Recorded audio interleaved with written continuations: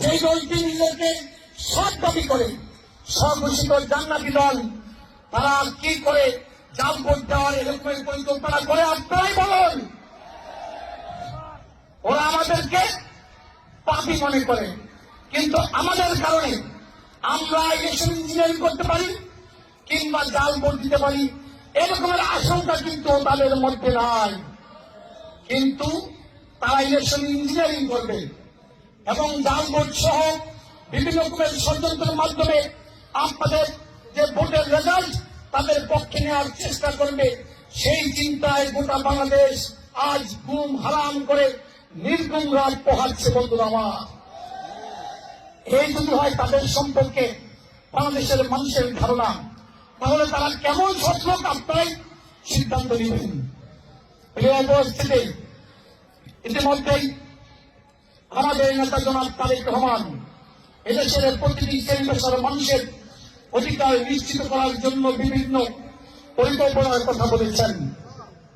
কৃষকের জন্য যেমন কৃষক কার্ড, একইভাবে বাংলাদেশের প্রতিটি মানুষের জন্য স্বাস্থ্য কার্ড, বাংলাদেশের প্রত্যেক আলেম ওলামা অর্থাৎ খতিব, ইমাম, মুয়াজ্জিন তাদের জন্য মাসিক সম্মানের ব্যবস্থা করা হবে।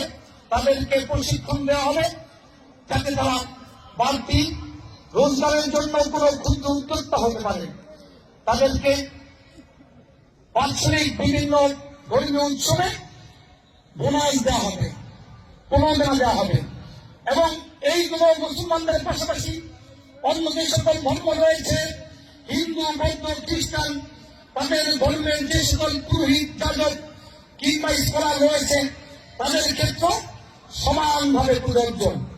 এই অবস্থাতে বক্তব্য দীর্ঘায়িত করব না, শুধু এটুকু বলছি, বাংলাদেশের একজন শিশু থেকে বৃদ্ধ পর্যন্ত, কারখানার শ্রমিক থেকে কারখানার মালিক, ছাত্র, যুবক, কৃষক এবং নারী পুরুষ সকলের অধিকার যেমন সুনিপুণভাবে ইতিমধ্যেই জাতির সামনে উপস্থাপন করেছেন আমাদের দল বিএনপি এবং আমাদের নেতা জনাব তারেক রহমান, সেইগুলোকে বাস্তবায়ন করতে হলে আমাদেরকে 12ই ফেব্রুয়ারি ভোট কেন্দ্রে গিয়ে বিএনপিকে ভোট দিতে হবে না।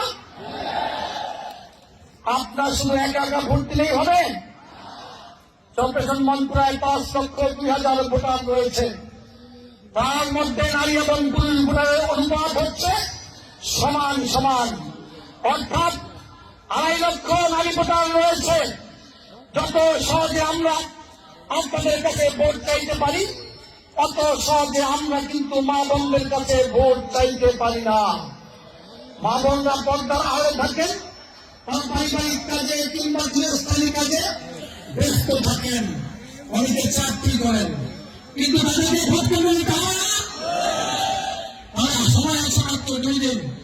আজকে থেকে সামনাসামনি কিংবা ফোনে ফোনে আপনাদের পরিচিত সকল ভোটারদের কাছে ভোট চাইবেন, আপনাদের পরিবারের কাছে ভোট চাইবেন, আপনাদের প্রতিবেশীদের কাছে ভোট চাইবেন, আত্মীয় স্বজন, বন্ধু বান্ধব, পরিচিত জন সকলের কাছে ভোট চাইবেন। নারী কিংবা পুরুষ, হিন্দু কিংবা মুসলমান সকলের কাছে ভোট চাইবেন এবং সকাল সকাল ভোট কেন্দ্রে গিয়ে লাইনে দাঁড়াবেন। ওই সেই দলটি স্বঘোষিত জান্নাতি দল, ওরা কিন্তু ফজর নামাজ পড়েই ভোট কেন্দ্রে চলে যাবে, আপনাদেরকে লাইনে ঢুকতে দিবে না, এরকমের পরিকল্পনা করছে। আপনারা কারো আগে যাবেন, যেতে পারবেন না।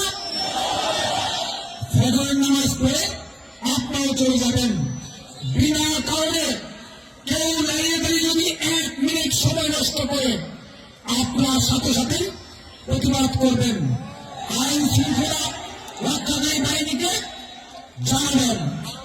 ভোট কেন্দ্রে যারা পুলিশ এজেন্ট থাকবেন, একজনও যদি জাল ভোট দেওয়ার চেষ্টা করে আপনারা তাকে ধরবেন।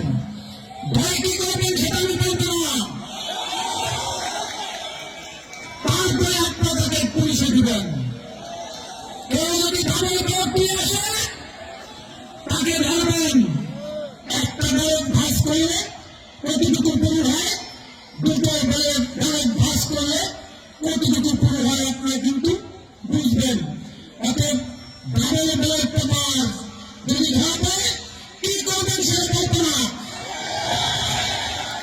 তারপরে পুলিশে দেবেন। এখন এইভাবে কেউ যদি ষড়যন্ত্র করে মোকাবেলা করবেন। আমরা ধৈর্য ধারণ করছি, এই জন্য ধৈর্য ধারণ করছি।